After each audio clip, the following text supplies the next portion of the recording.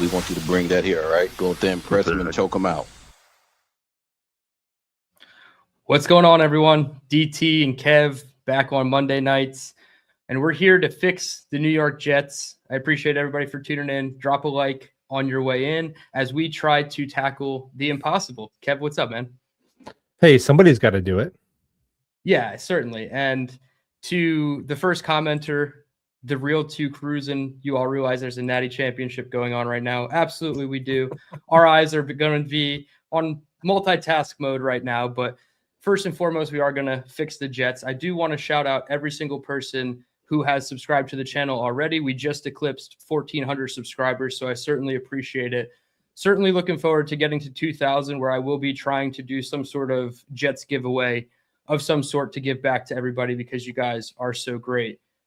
All right, Kev, first and foremost, DC candidates. They came out with a list of 8 virtual interviews that they did. A lot of ranging resumes, we'll call it. We'll just go down the list real quick. Jim Leonard, the Broncos defensive pass game and assistant head coach, Durante Jones, Minnesota Vikings defensive backs and pass game coordinator. Ephraim Banda, the Cleveland Browns safeties coach. Jim Neal, the Detroit Lions safety coach and defensive assistant. You're starting to see a theme here. Mateo Arujo, the cornerbacks coach for the Miami Dolphins. Wink Martindale, the former DC of the Michigan Wolverines.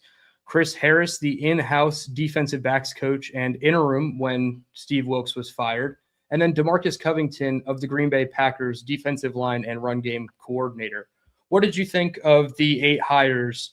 And are you leaning one way or another with just these 8 names? Well, Jim Leonard would be great. I think I was actually surprised that they were able to get him for an interview. I think he actually briefly overlapped as a player when Aaron Glenn was on a coaching staff at some point towards the tail end of Leonard's career. Is that correct? I believe Aaron Glenn coached Jim Leonard in some capacity. In 2014, Aaron Glenn was the assistant cornerbacks coach or DB's coach at the Cleveland Browns, which was Jim Leonard's final stop in 2014. Okay, so maybe he was just doing AG a solid by taking the interview, but glass half full, I think he would be an awesome hire because he is probably the hottest up-and-coming candidate of the newbies. That would be my preference. And then past that, I think names like Arujo, I don't know what to say about a couple of them. So past Leonard, I think I'd want to go with either Wink or Covington, or Jones. Those would be my options, 4 out of the 8 that I prefer because, hey man, if you're going to pluck a guy from Brian Flores and hope he can be Brian Flores 2.0, okay, I'm cool with that. If you're going to just go with Wink Martindale because it's been a minute, but he did have back-to-back years where he had the number 1 scoring offense in the NFL, and that was in this decade. So that's a thing. And I thought that the year that the Giants made the playoffs, as fraudulent as it was, I thought that defense punched above its weight a little bit, but it was really bad at the end. And reading between the lines, it seems as though Wink Martindale knows his only way to get back into the NFL is with the Jets because he's having every single his agent is having every single reporter and Connor Hughes doing some hard PR for Wink to the Jets. So it doesn't seem like he's too in demand, but hey, he's been there, done that. So was Wilkes, but I think Martindale has a better resume as a DC than Wilkes did when he was hired by the Jets. And then Covington, I know that New England staff was very, very bad, but okay, now he's on a good staff with a DC that just got promoted to a head coach. Jeff Hafley is the head coach of the Miami Dolphins, and he's done the job for at least 1 year. So those would be my top 4 out of the 8 options, with Leonard being probably in a tier by himself at the top. Yeah, there's just too much crossover and intersection between, the Broncos with Muji, Sean Payton, Aaron Glenn, obviously coaching in 2014 with the Browns, obviously playing for the Jets the last time they were even a good team in 2009 to 2012. So yeah, Jim Leonard is far and away in that tier. I'll kind of go in reverse order of yours and then give my rankings, which people can already see on the screen. DeMarcus Covington makes me nervous because he has 1 year in Green Bay. The rest of his career is in New England. And I feel like outside of, a handful of assistant coaches, they don't go on to do a lot of good elsewhere. So I am very nervous about that. And the defensive line looked so much worse when Micah Parsons got hurt. Obviously, it's going to look different when Mike is gone, but they went 0-5 down the stretch after Micah got hurt. Not necessarily because of the defensive line, but that makes me a little nervous. Wink Martindale, yeah, he made chicken salad out of chicken shit with the 2022 Giants, and they, got to the playoffs. And then the fallout between him and Dayball really scares me. So I don't necessarily think that would happen with Glenn. And I know he was the first person that Glenn reached out to, which it makes sense because college ends before the NFL season. So he legally couldn't reach out to the other candidates first. But I don't know if I necessarily love it, other than the fact that it's an experienced guy who's done the job at multiple stops. And then your other one was Durante Jones. And as Boy Green put in the chat, what's up, BG? He says Harbaugh's first DC interview with the Giants is Durante Jones. So a popular guy. And I think that he is a popular guy. And that's, it would help if Durante Jones goes to the Giants, because that leaves one less team for Jim Leonard, obviously. But it shows that they're at least kind of going the right direction, right? Durante Jones from the Brian Flores tree, a 3-4, an aggressive, a disguising team. They were like top 10 in takeaways last year. And then the year before that, they led the league in interceptions and passes defense. So you definitely like Durante Jones. I'm a big fan of him, Ephraim Banda, and Mateo Arujo to some degree, all because of the trees that they come from. Durante with Flores, like I just said, Ephraim Banda with Jim Schwartz as the safeties coach. And they've had some pretty talented safeties come through there. I believe Grant Delpit is the most notable one right now. But he's been doing a good job in his spot and learning under a guy like Jim Schwartz, who does run multiple different defenses, so he could come in and implement whichever him and AG agree on. And then Arujo, the cool thing about him was he was on Vic Fangio's staff when Fangio was the DC in Miami, and he charted every single one of Fangio's plays according to Play Like a Jet, Scott Mason. And I'm really intrigued by that because he was the assistant DBs coach on that 2023 staff, and their linebackers coach was Anthony Campanelli that season. And he went on to go to Jacksonville as the DC, and now he's getting head coaching looks. And I don't think he'll get the head coaching job this cycle, but Campanelli is definitely doing a damn good job in Jacksonville. So those would be the three names. And then Jim O'Neill, it feels like a bit of a cop-out, but he does have DC experience. And, obviously— Does he have DT experience? Has he been on the show? DT experience? No, nobody has DT experience quite like you every other Monday night. Oh, but, whoa. Okay. Sorry, that came off way wrong. but no, Jim O'Neill has experience as a DC, and obviously the crossover with the Lions. He was on the Jets staff actually too. He got his first NFL job in 2009 as a quality control coach for the Jets. So that is pretty cool there that, it is an interview. Maybe it's just in, good favor of the organization. And that was the part I wanted to get to next. Obviously, the Athletic report comes out that a lot of people, they reached out to people who weren't interested in the job, and they, obviously are getting what could be looked at as courtesy interviews. It may be in the case of Jim Leonard. I don't think Jim Leonard, being as selective as he is, would pick the Jets just on a favor, right? Especially being in the situation they are. Like, he obviously is in a different tier of candidate as most of these guys, but I actually feel like there's some validity to it. And if the Giants don't get Jim Leonard and they go like a Durante Johnson or somewhere else, like even who is it, Zach Orr from Baltimore, if that is the route they decided to go to. But I don't know. I feel like Jim Leonard has some legs to it. And then Wink Martindale, I feel like, is completely one-sided. Like his agent really wants Wink Martindale to get back in, and maybe he just hasn't sold his house yet in the New York, New Jersey area from when he was with the Giants. So it's just an easy transition, low moving costs to get back over here. But I don't know if I really like Wink Martindale here. But what do you think about the whole courtesy interview? And not many people really want this gig. Well, we can't get into people's heads. We don't really know what different coaches' priorities are, what they're looking for in their next job. But look, we can talk about what players you have, the draft picks, the cap space. The reality is, if you were just being a betting man, Aaron Glenn and all the coaches, like, which coaching staff right now is the most likely to be fired after this season, the Jets coaching staff would be at the top of the list. So are you like when people take these jobs, they have families, they have their kids have to come out of school, they got to move across the country. If they're going to do that for 8 months, an 8-month stint that you'd argue maybe doesn't improve your resume a ton, like are you going to do that when you have other options? Unless you have a really good reason, look, I'm not trying to be a doomer. It's just that's what we talk about when people say don't fire Aaron Glenn, who you're going to get. You have to keep Aaron Glenn because who are you going to get? That same logic applies to assistant coaches. It's not going to be a desirable destination from a job security standpoint. So it's hard to say, but you are right that Jim Leonhard has been pretty picky about who he gives interviews out to. So that is a good sign that, it could have some teeth to it. And I don't know the full list of places that he's interviewed with. Obviously, Denver has advanced in the playoffs, so it makes it a little bit more, restrictive in terms of what he can and can't do with the interview process, which also could help the Jets, right? If they're willing to take this thing, into the later stages of January, perhaps, and nobody on this podcast is rooting for it, but perhaps Denver gets knocked out in the championship game and Jim Leonhard is able to sign away wherever he wants to go immediately following. So they obviously have to conduct second interviews. If you just had to pick, and as we answer Indy Jets question here, he says, Dylan, what's the chances the new DC isn't on that list? It's 0% in my opinion, because they've already said that they've conducted the first round.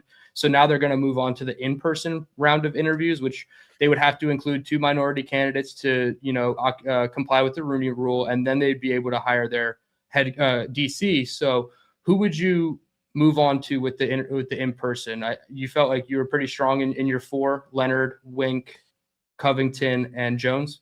That's who I'd go with. By the way, Ruben Bain is absolutely dominating right now. He's a football player, baby. Yes. He's a football player. I think he Mass kicks ass. Mario Cristobal has said it. Mass kicks ass, and that is. Yeah. I don't know how long his arms are, but man, he's a football player. Yeah, he's a football player. So that'd be my top 4. Now, theoretically, there's a 0% chance, 0% chance that they're not on that list. But you have to remember, weird things have happened. Like, remember, Moogs wasn't even a guy from the 33rd team dragged up. They had to go back to the well because Glenn was like, "You're going to give me Lance Newmark, and I don't like him." So we'll see. We'll see. It is the Jets. Although now this seems to be more of just a coaching search and not not a firm. So I don't know. We'll keep an open mind. But obviously, the silver lining if the Patriots beat Jared Stidham would be that Leonhard can start more aggressively looking for a DC job, and maybe it's the Jets. Yeah, absolutely. And then it's not going to be Sean McDermott. We can squash that right now. Sean McDermott is not going to be Aaron Glenn's defensive coordinator. He wouldn't even be the Jets head coach if the Jets offered him the Harbaugh contract, probably. So in no way, shape, or form, he would go coach JV wrestling and do TV before he was a DC for the New York Jets. That's not a thing. Yeah, he'd probably be a motivational speaker for a year and then come back and resume head coaching ranks. So it won't be with the Jets. I was going to say Chris Harris, obviously the interim DC, the in-house candidate. He's going to get a look, and Zach Rosenblatt said that they're probably not going to move on from Chris Harris, but they are going to allow the DC to determine the fate of the current defensive staff. Do you think that's a good or bad idea for Aaron Glenn? One more time. The new DC is going to get the chance to decide who on the defensive staff stays. Oh, yeah. And you definitely should do it that way. Yeah, that's what I said. I said, and a lot of people took it on Twitter as like maybe sarcasm, the way I phrased it, because I didn't add enough context, I guess, for the Twitter people. And I just said, this is how smart people conduct business. And then like, maybe it could have come off as like smart ass-ish, but like I actually meant it. I was like, this is how smart teams do business. They hire the new guy, allow him to assess the staff, say, hey, maybe I can make a tweak here or there, and we'll move on. So the fact that Eric Washington has not yet been fired, the defensive line coach, is really not a worry to me. Like, I'm okay with it. I know he's going to go. No coach is going to retain him. He was a Steve Wilkes guy that everybody had a problem with. So I'm not worried about the staff not having all these wholesale changes right away. No, definitely not. Unless it's a weird circumstance where it's like you have a Chris Banjo or some awesome coach that you want to. And I'm sure if a new DC is hired and Aaron Glenn's like, hey man, this assistant D line coach, like, come on, is vouching for him, I'm sure maybe the guy would be like, all right, fine. But yeah, you want the guy to build his new staff, because let's be honest, I mean, the defense is not well coached last year, top to bottom. So, and I think that under Saleh, what was underrated about, or maybe just didn't get enough credit in that defensive turnaround, was I thought that he had some very good defensive assistants. I thought Coach White Cotton, who's now back with Quinnen in Dallas, Yes. Was a very good D-line coach. Ulbrich under him obviously is not like his own entity as a DC, and he did okay in Atlanta. And then being Coach retained Oden and over Coach multiple Manuel. regimes, Jeff Ulbrich. Yeah. Is he the DC with Stefanski? They told him that Arthur Blank was blocking, or whoever. Yeah, I guess it was Arthur Blank was in charge, was blocking DC things for Jeff Ulbrich. He said, no, you can't do it. Yep. Okay, cool. And Coach Oden, Coach Manuel. So yes. I don't remember who the linebacker coach was off the top of my head. Rautenberg, who is also he's either in San Fran or Atlanta. He followed one of Saleh or Ulbrich. Okay, so that was a pretty good staff, top to bottom. Yes. So let's try and rip that Band-Aid off of the Steve Wilkes experiment and build that from scratch. I'm totally cool with that. Absolutely. All right, moving on to the next portion of the offseason. We have the possible DCs in place. Now we have to decide who on our roster we're going to retain. So I tried to break it up as best I could in the graphic. The top 10, at least in my opinion, in any order you want to put them in, are on the left side, and then more of the tertiary free agents are on the right side. So I'll list the top 10 real quick. Breece Hall, Elijah Vera-Tucker, Juwan Briggs, who is an exclusive rights free agent, so the Jets have some leverage there. John Simpson, Quincy Williams, Terod Taylor, John Mechie III, a restricted free agent, so they can have a match offer situation. Max Mitchell, Jelani Woods, and Andrew Beck. Are you interested in bringing most, some, all, none of these free agents back? So Juwan Briggs is a restricted free agent, right? That's his asterisk. Is that? I think it's exclusive rights free agent or restricted free agent. So okay. Whichever, they have like some kind of contract. Like I would do the thing that keeps him a Jet, whatever the whatever the legalese to keep Juwan Briggs a Jet, because he was legitimately a plus starting defensive tackle. So that he was a small silver lining from last year for sure. And then with Breece, I know this is a sunk cost fallacy, so it shouldn't factor in. But to me, man, if you didn't cash in that 4th round pick for him, or whatever it was, 3rd round pick, that means he should be a part of your future. And, you know, whatever it is, $10, $11 million. I think Breece has run the gamut between overrated to underrated to now he's just like rated. Now we just know that rated. Breece is, he's like whatever the 8th or 9th best running back in the league. And he's, I think, second or 3rd in receptions by a running back the past 3 years, behind like McCaffrey and somebody else who's super high up there. So good little security blanket for your quarterback. And if you don't keep him, then you got to maybe spend a mid-round pick on a back anyway, or sign one. And I think in the grand scheme of things, $10, $11 million, that gets a wide receiver 3, that gets like a middling interior offensive lineman. If you can get, I would say, I don't know, a top 10 back still, if not an elite one. Why not? You know, with all the money they have to spend, I'd be fine if they peeled off 10% of their $100 million in cap space to keep Breece Hall. Yeah, I think the two scenarios with the tags for Breece, franchise tag, obviously a team would have to trade 2 1s in order to get Breece, and that just wouldn't happen. So if they really felt like they wanted to keep Breece here no matter what for 2026, that might be the potential route. And then they have the transition tag, where if they put that on Breece, a team has the ability to offer him something. And Rich Cimini used the example, maybe a team offers him 4 for $60 and outprices the Jets, and they don't want to match the offer. They let him go. But then the reverse of that in a negative way is that they don't get anything towards the comp pick formula. So now you have to weigh, obviously, what they're going to spend versus lose in free agency this year, if that even is going to factor into the comp pick formula.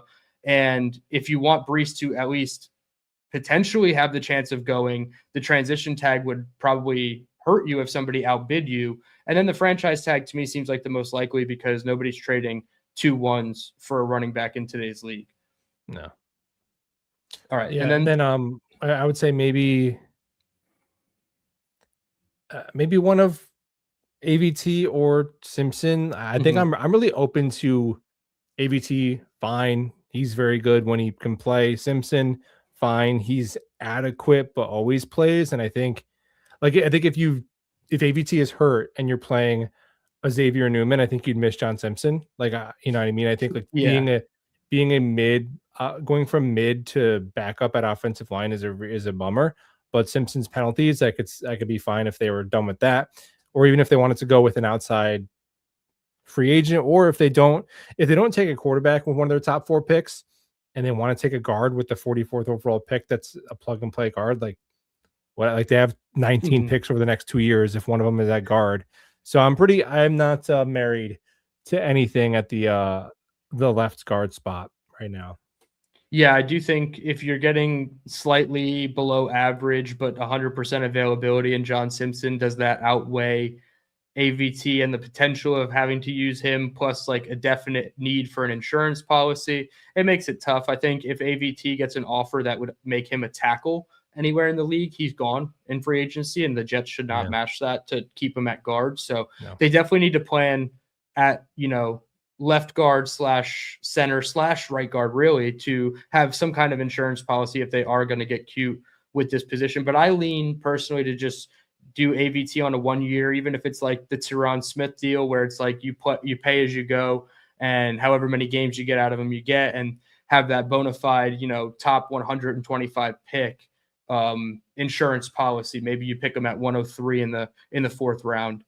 And then moving down the list, Max Mitchell, I think, is actually a priority for me, because good O linemen shouldn't hit free agency. And I'm not saying he's a good offensive lineman, but they clearly found a role for him as their jumbo 6th offensive lineman. And I remember you tweeting at one point in the season, it was like they have the highest EPA per play when Max Mitchell's on the field. And obviously it's not going to be perfect every time, but he was a vital piece of, down the stretch when they would go heavy with Brady Cook under center, and they were really trying to protect everything and still try to run the ball. So I would guess Max Mitchell is the only one. And then John Mechie, you have the restricted free agent tag, so you can tender him and everything should be squared away with Mechie.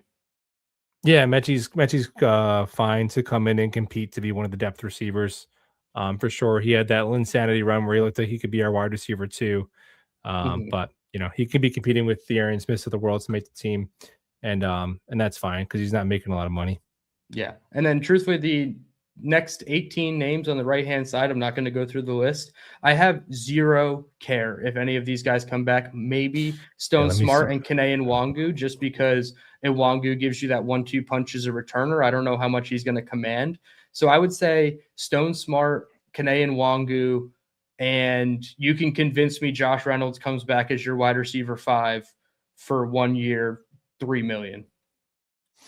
Yeah, I'm not pounding the table for any of these guys besides Kane, who even he gets hurt so much as a kick returner. It's like insane.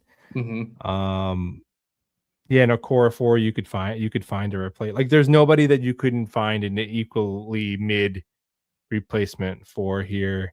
Yeah. Remember how scared we were of Chuks Okorafor being like a meaningful player for the 2025 Jets? And then we got like historic, well, not really historic because it happened a year and a half ago, but for the Jets, historic offensive line health, and never saw one single snap of Okorafor.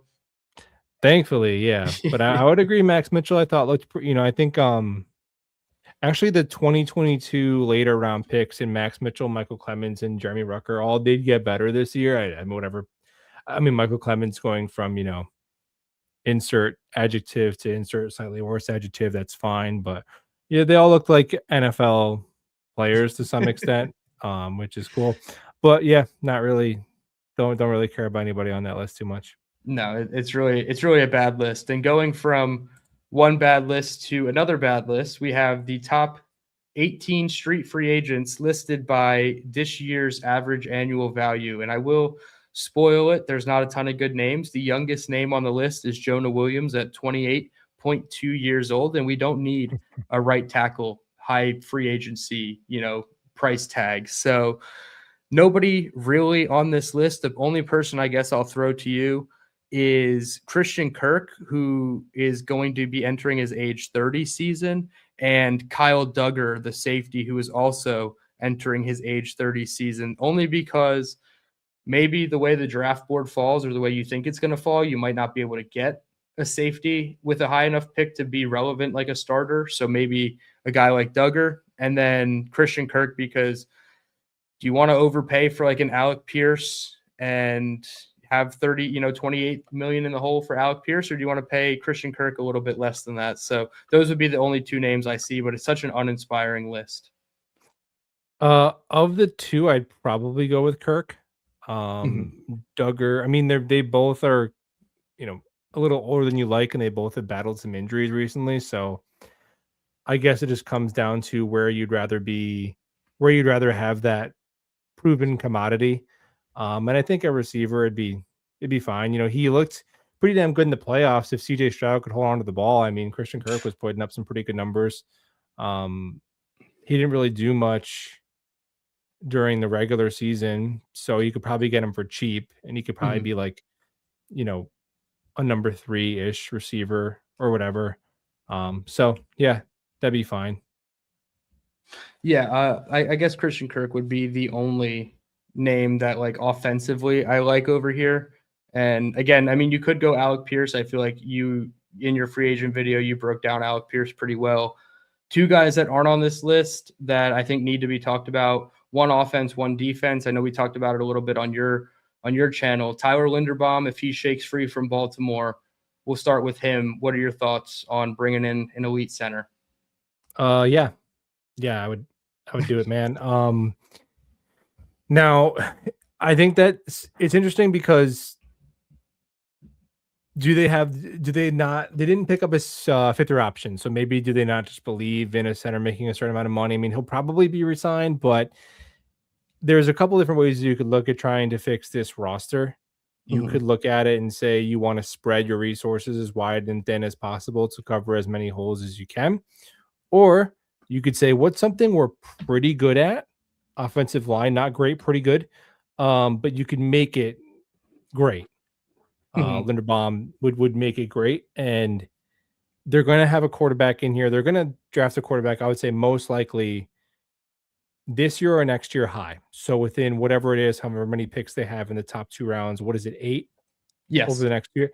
I think one of those 8 picks will be a quarterback, and you'd like them to have a really good shot. And I think Tyler Linderbaum, like, dude, if you have an offensive line that's whatever, top 10, and you can just get another pass catcher receiver, he's going to be fine from a personal perspective. So, and if you don't have to spend a lot of draft capital to do it, yeah, sign me up. All right. This is like deja vu. I need you to sell us and the chat on Devin Lloyd while I plug in my laptop.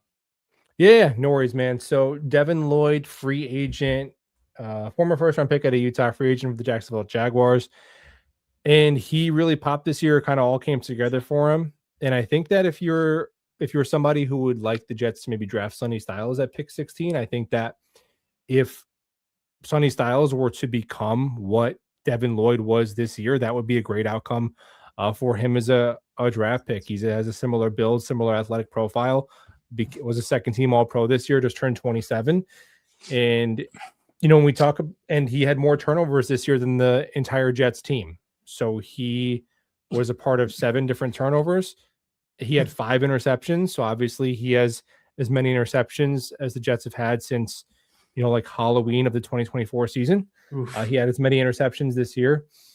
And all of his analytics run pass coverage. Even he was a very efficient blitzer. He had like 29 pressures. So Devin Lloyd was everything that was missing in the middle of the Jets defense last year. And hey, do you want to pay a bunch of money to a linebacker? Well, it's relative to what else you can get. Would I rather have Linderbaum? Yeah. Would I rather have Alec Pierce? Sure. Would I rather have whatever the best edge rusher free agent is? Yeah. But if all those guys are getting re-signed, and you're looking at what's left, it's like you want to quote unquote overpay for Devin Lloyd as opposed to whatever else is left in free agency. I think you can make a pretty big case that he goes a long way, and then you're not drafting a linebacker with one of those first 4 picks, maybe, and you can use it on something else. So I'd be down for it. Devin Lloyd, sign me up. Yeah, I think there's a case to be made that Aaron Glenn whiffed twice at the quarterback position last year. First, Justin Fields, the quarterback of his offense, and then trying to make Jamie Sherwood the quarterback of his defense with the big contract. That's a good way to put it. 3 for $45, I believe, was the full contract. So I don't mind taking another swing with the free agent dollars. I would prefer you take the swing on free agent dollars, like you said, and try to get a top 5 off-ball linebacker that's already proven at the NFL level, as opposed to trying to get that with a top draft pick. Like, I would rather them do that than spend 33 or 44 on a linebacker, or God forbid, 16. I understand Sonny Styles is really good, but what if it's CJ Allen at 16, right? What if they try to force that one? And like Jack Campbell was the pick for the Lions a couple years ago, I believe at 18. So we're in that range where like they might take an off-ball linebacker and it might not be Sonny Styles. He could already be off the board. So I would prefer you just throw money in free agency, because you can get out of contracts easier than you can justify taking a bad swing at 16, 33, or 44. So with that, we are going to move to the next phase of the offseason, which is everybody's favorite, which part of the reason we're watching the national championship tonight is to make sure that Fernando Mendoza is certainly going to go to the Las Vegas Raiders, which realistically puts the Jets up on the clock. The draft starts at number 2. I have a mock draft for you that I did, and I want to see your reaction to it, which is pretty topical considering my number 2 overall pick is Ruben Bain Jr., the edge from Miami, who is currently wreaking havoc in this national championship. I took Ty Simpson. I did no trades, by the way. So I took Ty Simpson at 16. Realistically, I could have cheesed the mock and tried to get him at 33, because that's just how the board has him. And he's like the 33rd prospect, and you could cheese it and try to get him there. I feel like realistically, he's a first-round prospect, given what he's been told by scouts as well as most draft prognosticators. So I took him at 16. Top pick in the second round, I took Anthony Hill, the linebacker from Texas. 44, I came back with Dom's interior offensive lineman number 2, Emmanuel Prignon from Oregon. And then I doubled up with Longhorns, and I got a cornerback, Malik Muhammad, because you keep convincing me that it's slightly a Jets need, and I don't want to force it in the top 50. So I took it in round 4. What are your thoughts, and where would you disagree with me? Okay, so I have not watched the latter 3, so I could talk about them from like basically a resource allocation standpoint, like their positions. Although I know Anthony Hill, just like following college football. So let me ask you this: off the top of your head, do you know if were all of the top 3 receivers gone when you picked Simpson? Yes, and I didn't want to make it a point when I did the video on my channel, but the Cincinnati Bengals took Mekhi Lemon at 11, and then they took Jeremy Bernard at 41. So I was going to take Jeremy Bernard instead of Prignon, the guard, but I wanted to go offense with that pick regardless to help the quarterback. So I was like, really at 44, it was an injured Chris Bell, and I forget the next best guy after that, but all the like main wide receivers were gone at 16 as well. So my only shot to get a Tate, Lemon, or Tyson would have been at 2, and that kind of justified the quarterback pick as well. Yeah, so I think this is the area. Now, I'm not a big Ty Simpson fan. I definitely would not want them to take him at 2. But, and I think people will say, well, if you don't want him at 2, why do you want him at 16? I get it, because if you're taking him at 16, you want him to be your long-term starter at the position. But I don't think the trade-off is that simple, because there's players at 2 where I really feel confident I'm getting a stud receiver or a somewhat game-wrecking edge player. But this draft, once it gets down to 16, it's like even Peter Woods is gone, man. Peter Woods is gone in these simulators, right? So you're talking about a corner. You're talking about, do you get weird with Kenyon Sadiq and try to live in 12 personnel? You're talking about Keldrick Falk, which, okay, that's like a JFM. I love JFM. Do I want JFM at pick 16? Not really. So what is the percent chance you think Ty Simpson could be a long-term starting quarterback? And how does that weigh against what else you could get? And I think at 2, I want the what else you can get. At 16, I'm not going to cry if they do it. And part of it is, as a fan, it would kind of suck to go into a season where they're not going to make the playoffs. And also to there's no shot that the quarterback of the future is on the team. Like both of those things being kind of true by the time the season starts would kind of suck. So Simpson, Yeah, that's fair. now that's not, as a GM, you shouldn't operate like that. But as a fan, Simpson, cool. My guy Joe Blewett trying to talk me into Simpson. I know he's listed at like 6'2", 210. He plays so small. He just plays so small, and it's a 1 year sample for a 23-year-old who was bad down the stretch, who was bad under pressure down the stretch, who started bailing from clean pockets, and who was banged up down the stretch. So other than that, he did light it up pretty good those first, half of the season. So Yeah, 16, I guess I can live with it. the two caveats for me would, one, the Jets would have to think internally that whether he can do it on his own, or obviously they are going to coach it out of him, that he can be a top half of the league passer in his rookie contract, right? Before they realistically, before they have to decide on the 5th-year option. So 3 seasons into his career, if they think he can be anything close to a top half of the league passer, you certainly entertain it. And that's why I think I would say is, my hot take is I would trade up as far as number 6 with the Cleveland Browns to, make sure I get my blue chip defensive player and my swing at franchise quarterback. But also the other caveat is that you would need Kirk Cousins or someone of that, veteran status who's been there, done that, to at least hold down the fort for as long as possible for Ty Simpson, because I'm not just throwing him to the Wolves as the 16th pick. And I think at 2, what number 2 pick really sits and waits his turn, right? But at 16, you can justify that as well. So I think that's why I picked Ty there. And plus,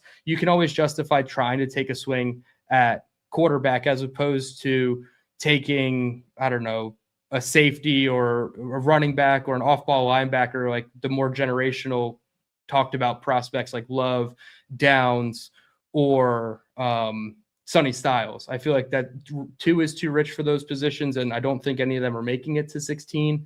Maybe Sonny Styles, but I still don't think I don't think Sonny was even available at 16 for me here. So that's why I went linebacker at 33, because I felt like you need to get a front 7 member. We talked about Devin Lloyd, and obviously this would be if they don't get Devin Lloyd.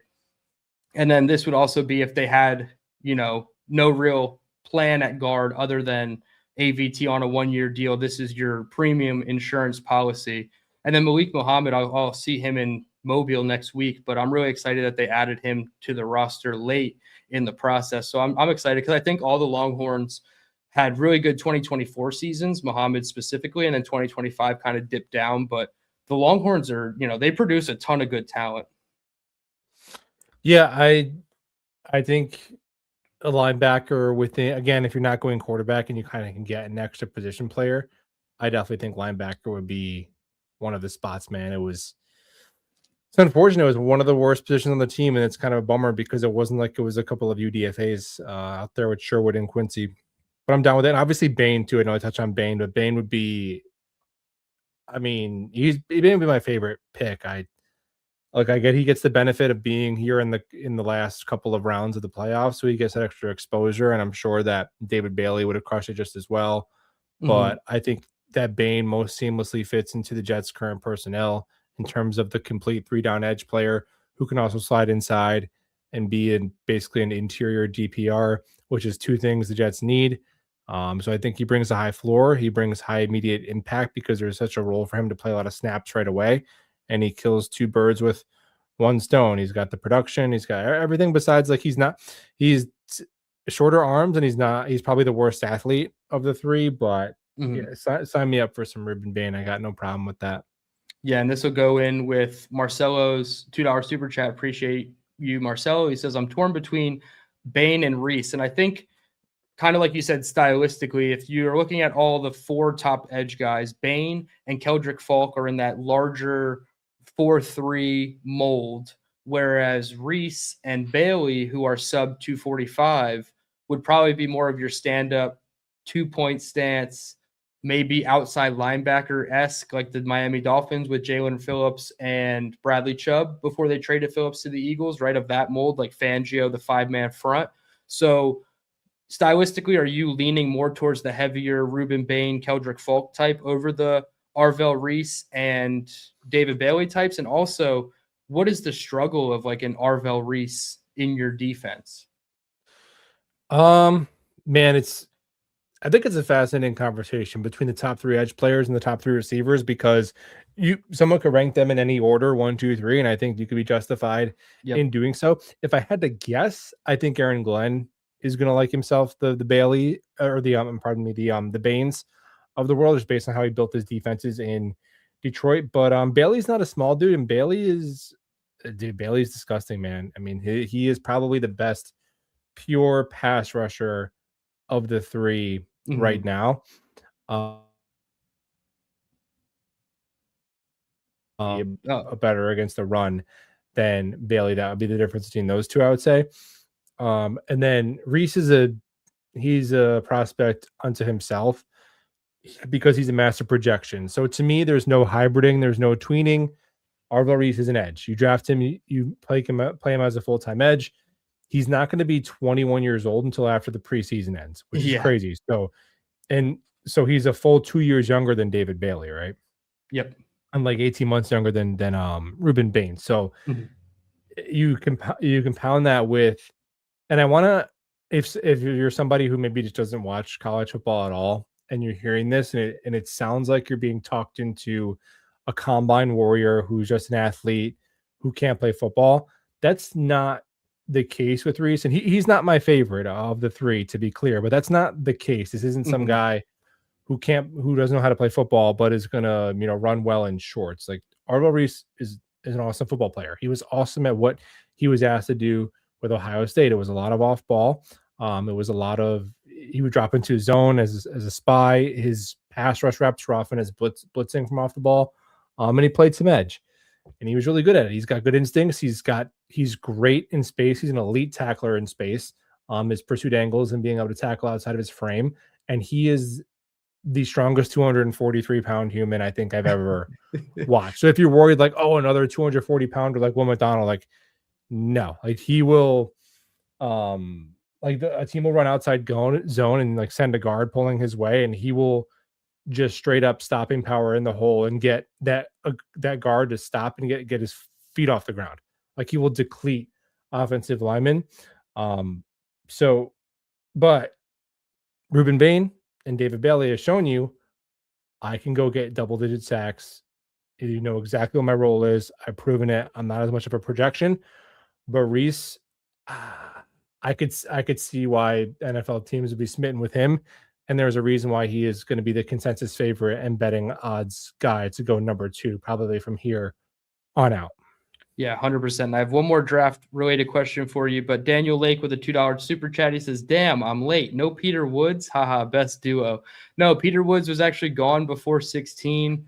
I was going to pick him at 16, knowing that we were going to have Kev on tonight. And then I was going to reveal his pass rush win rate because I know Kev is dying to know that metric for Peter Woods specifically, but no Peter Woods in this mock. I appreciate you, Daniel. Pat says, come on, DT, where's our receiver? I know I did a video on it. I did a 10-minute video on the channel that you guys can go back and watch. I broke down and I did everything live so you guys can see my thought process unfolding. And I should have taken one at 2 and then maybe gone edge at 16, but I really couldn't pass up on a Ruben Bain type. So I tried to risk it for the biscuit to get one at 16. It just didn't quite work. Indy says Tate at 2, Simpson at 16, Hill at 33, and maybe the other Dylan T at safety at 44. Yeah, that would be great. He doesn't spell his name right, so I'm glad that you edited it to the proper elite spelling of Dylan. But yeah, I could not argue with Carnell Tate at 2 over Ruben Bain. But either way, I mean, are you getting a blue chip wide receiver or a blue chip edge? That was really my concern there. Your thoughts on Tate at number 2, but also is there any, attraction to move up for this pick right now? I mean, it just takes one person to love one team to love one guy, but I'll put it this way. This is the way you kind of have to think of it to make yourself more honest, because the easiest, every single fan base is saying trade down. Yes. Easy, trade down. All these guys are bums. They all feel like overdrafts. Some other team comes save me from this decision and trade up for this guy I don't even want to take at this spot. So if it's not going to be a quarterback, I doubt it, because if I'm sitting at number 7, like if the Jets didn't go full Wojak Horseman, Brady Cook tank, whatever, and they had the 7th pick, there's nobody I'm trading up to 2 for. Like, I love Ruben Bain. If I had the 7th pick, I'm like, well, probably either David Bailey or Arvo Reese will make it to me, 4 picks later, and I'll just sit tight. I love Mekhi Lemon. I would just sit there and I would take Carnell Tate. I wouldn't worry about it. So trading out to me is, I think, unlikely. Yeah, the only scenario I can really think of, unless, like you said, somebody just happens to randomly fall in love with one of these defensive players or wide receivers, is if they could generate some interest in Ty Simpson, or he, bumps his stock up throughout this draft process, and one team falls in love with him, maybe the Cardinals, you can manage a flip back to 3 to make sure that they solidify getting him. Or you can, pretend that there's interest so that the Browns come up from 6 if they don't know what they're doing with their new head coach and Shadur and Dylan Gabriel. So that would be the only other case that I see, but it's very unlikely that I think that a trade out happens. Now, this one, Johnny Boy says we need to draft a kicker. And I actually think there is some validity to this. Now, obviously not at 103, but with the new kicking rules, I mean, Cam Little himself broke the record twice at 67 and then 68 yards this season. The previous record was 64 or 65. I don't necessarily know if you have to go and draft a guy with a top 125, 150 pick, but you definitely have to send scouts to, other continents and other sporting events to go find your kicker, because you could certainly find a kicker that's never touched a football before, but could do the job pretty well. Yeah, I mean, once you get to those late end of 7th round picks, it's almost like a UDFA. So I don't even consider it draft capital. That'd be fine. Yeah, 100%. And honestly, like 5th round to 7th round, you're really just going based off like, okay, we saw this one thing pop on film. Let's see if we can get it. But they're so closely graded that being a 5th to a 7th round pick, there really isn't much of a difference. And you're just taking swings on things that you like, one specific trait you happen to fall in love with. So I really don't mind taking a swing there. Daniel back again with a $5 super chat. I appreciate you. He says, I need to know if Kevin witnessed any crash outs today after the Bills got heartbroken. I know this is one of his favorite days of the year. What is the scene like in Buffalo, New York? Yeah, man. So as Jet fans, like, we have no pressure. Like, hate watching is so great, because if your hate watch doesn't go well, like, you just move on with your life. But if your hate watch goes well, then it's great. I'm really hoping we get a Patriots loss. But yeah, surprising with the Bills. I just can't believe that they basically promoted Bean and canned McDermott. So yeah. I think that was the shock among Bills fans, because I would argue that it's funny. I would argue that of all of their playoff exits, this was the one that was least Sean McDermott's fault. Yeah. Like, your quarterback had 4 turnovers, but 2 of them were completely careless. 2 of them defensive made great plays, but 2 of them completely careless. Josh Allen spotted them 3 points at the end of the half, and then just completely lollipop to throw on 1st down, unnecessary, being greedy. And then James Cook fumbled. So just don't do that, and you probably win, and you're probably favored to beat the New England Patriots. So, and the Bills, they were relying on Brandon Cooks was their number 1 boundary receiver. Mecole Hardman was getting real live snaps, and Bo Nix was not sacked in like 47 dropbacks. So their edge room and their wide receiver room has been disgusting. That team has been carried by Josh Allen and James Cook, and they're probably going to make a downgrade at coach and keep an overrated GM. So I like it, and I think that the Pats, them getting rid of McDaniel and hiring, the Matt Nagy of Robert Saleh's or whatever, I'm fine with that too. I think the AFC East is getting worse. I'm kind of cool with it. That's certainly the Bills did the half measures of all Jets half measures in the offseason by doing that and promoting Brandon Bean as well. Like, those draft class graphics are just absolutely horrendous. 150 you guys in the room. I appreciate everybody tuning in. Hit the like button, subscribe if you're new. We are officially over 1,400 subs. We'll get to this one first from Grinch.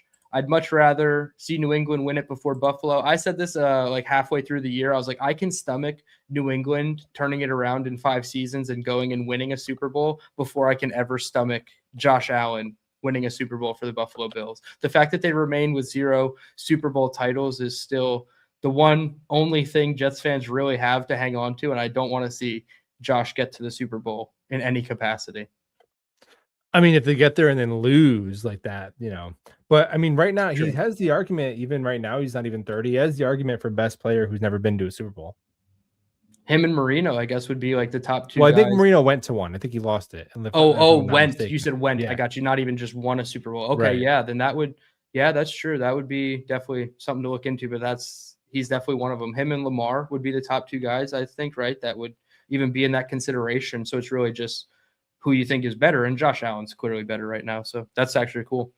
Yukon Jet, $2 super chat. Trading up from 16 might be the savvy move. Yeah, that's kind of my thinking. Like in the vein of the Houston Texans, right? I'm not saying you have to trade all the way up to 3 and go Ty Simpson, Ruben Bain back to back, but I honestly, like, you could justify it again. Like, you're taking your swing at franchise quarterback, but you're also getting a blue chip defensive player at the same time. So I could see them trading up at 16 and not waiting for Ty Simpson to fall, because I believe it's the Falcons pick is 13, which is the Rams' current pick.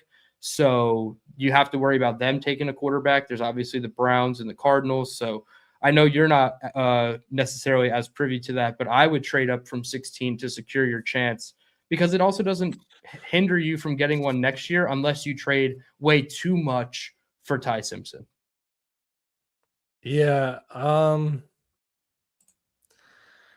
I really want to see it with Ty Simpson. I don't. I mean, yeah. I guess it's cool. I mean, it's fine. That's what they want to do. I'll come around to it. But yeah, I don't think that, again, like, what is the player that you're missing out on? Because that to me wouldn't be the big cost. The big cost would be Ty Simpson is drafted. Maybe he plays a little bit, maybe he's hurt. I think the worst case scenario is, does he prohibit them from pursuing a better quarterback at the following year? Right. Where if it's like Ty Simpson just sucks, they move on from him, they trade him for a fourth round pick, they get 20 cents back on their dollar. They tried it, whatever. So instead of getting Peter Woods, they took a shot on him and get a mid-round pick back for their trouble. Okay, it sucks, but it's not the end of the world. You keep him and then you forgo better options, and then we're looking at that QB class. It's like, oh, here's 2 QBs you could have had over Simpson that are really good. That is the issue. Yeah, if they send multiple draft picks in that trade up, it's not going to be conducive to allow you that wiggle room next year, because it's going to, one, be a bad move if it doesn't work out, and 2, you could be hamstringing potentially a new regime, right, with this second-year quarterback, and they might not even want Ty Simpson. I mean, look at the candidates right now for the Tennessee Titans. It's like Matt Nagy, Robert Saleh, and I think somebody else that's not really inspiring. And it's like, maybe is that Cam Ward, or is it because the rest of their roster is in shambles? There's just so much going on right now. I don't want to see that be the case. But Yukon Jet, he followed back and he said, not even talking trading up for a QB, but get a stud wide receiver and stud edge. I don't care about a second round pick. I am 100% trading. So 44 and 16 on the Rich Hill trade value chart would get you enough points to be equivalent to pick 4, which is who's number 4 right now. They're a wide receiver needy team. I think it's the Titans. So I would trade, to get into that range, to take a Carnell Tate, Mekhi Lemon, Jordan Tyson, and forego all of the quarterbacks, right? And come out of there with Ruben Bain at 2 and Carnell Tate or Mekhi Lemon at 4, 5, or 6. I'm 100% down with that. What are your thoughts on that? You just take Reese and Bain, or you take like Tate and Lemon. Oh man. Yeah, man. So I didn't know that it could get you that high. That's surprising that's how valuable that pick is. But yeah, dude, if you can come away with two players you love and one player you like, you could argue that's better than one player you love and 3 players you like, right? Yes. I think that's kind of the math there, particularly if they're not going to take a quarterback, caveat everything with that. Maybe I need to sign. I need like a little button to press. If they're not going to take a quarterback, field goal. Are you serious? Still Indiana. Yep, he missed. Dude, they should went for on that 4th and 2. College kickers. What do you even do? What do college kickers even do? I took Miami plus 13.5, which I'd be feeling pretty good about if they made that. 100%. Now I'm on the ropes. Now Mendoza is going to go back and get 3 points the other way. I'm going to be all right, whatever. So yeah, if They want to, I think the two biggest things they can accomplish in the first round, edge rusher, stud receiver. Oh, it hit the crossbar too. Good Lord. Yep. Right. So think about it this way, because everyone just says, no, we'll take Smitty Van Withers in round 3. It's like, I know Smitty Van Withers sounds great now. He sounds awesome now. He sounds so good now. But in September, he's still going to be Smitty Van Withers, and Mekhi Lemon's going to be Mekhi fucking Lemon. So and I'll put it to you this way. Would you trade Garrett Wilson for an above average receiver and a second round pick that you can go get a safety with? No. So it's the same thing to me. It's the same thing to me. Now I know Mekhi Lemon, he's not proven yet, but that's the same logic to me.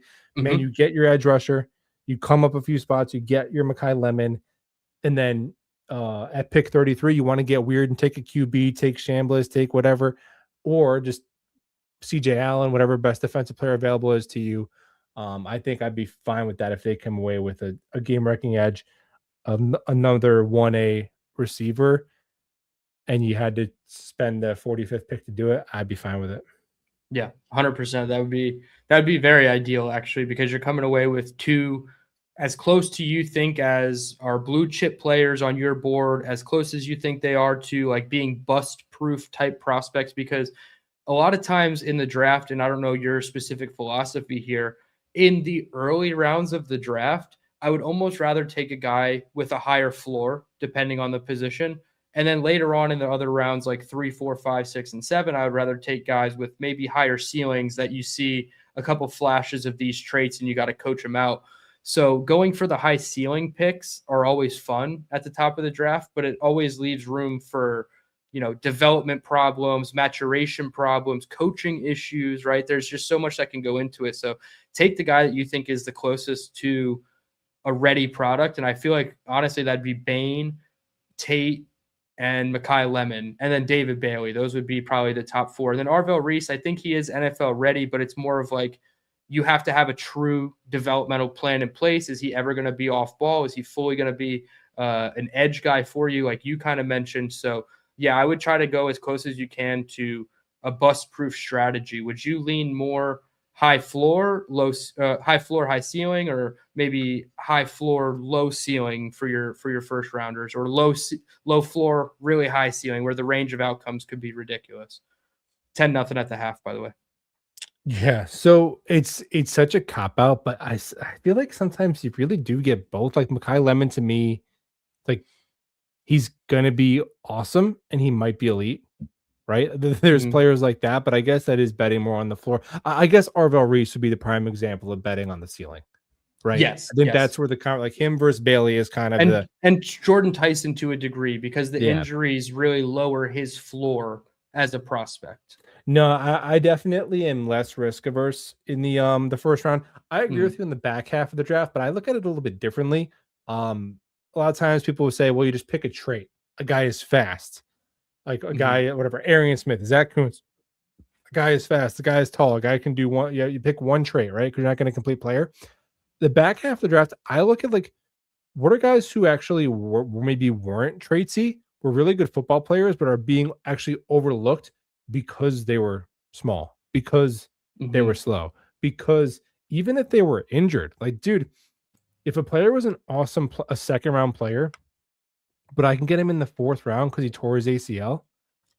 So like Chris Bell, like the wide receiver from Louisville, if he drops to that 3rd round and they're not in that sweet spot to get him, you consider trading up for a guy, and you like the talent on film, and like once he's healthy, you hope to get that guy back. So I like that. Right, it's particularly if it's not like residual consistent injuries. Like if you had one injury, right, that's and you're gonna have to start the season on the 6-week pup list. When you're a rookie, I signed to a 4-year contract. Now I'm getting you for half the price. I almost think teams, it's crazy to say, but sometimes teams can almost especially in the mid rounds, like drop guys way too far. They overweight the injuries. Yep. Yeah, like you're gonna drop this guy 3 rounds because he tried to torn ACL in November of his senior season. That's kind of crazy. Yeah, that's why I'm really interested to see Jordan Tyson specifically. How many teams, fall off their board because of those injuries. How far down does he fall? Is he wide receiver 3? Because you can make the case that he's wide receiver 1 in some traits, when you talk about like separation skills. So the injuries definitely do get overweighed, and that's all part of the human error process, right? Like GMs are human. They're just like us. They have their takes, they have their guys, and sometimes they go to bat stronger for guys that they really, really like, and they can be wrong just as much as we are, right? I think 35 to 45% hit rate for a GM in the draft is pretty average. If you're hitting at 50 to 55% of your picks, obviously including your later picks as well, which the rate certainly goes down, but if you're hitting on 55+% of your picks, you're a damn good GM. So to get like 3 out of 10 prospects right, I feel like is actually a really good metric for most GMs.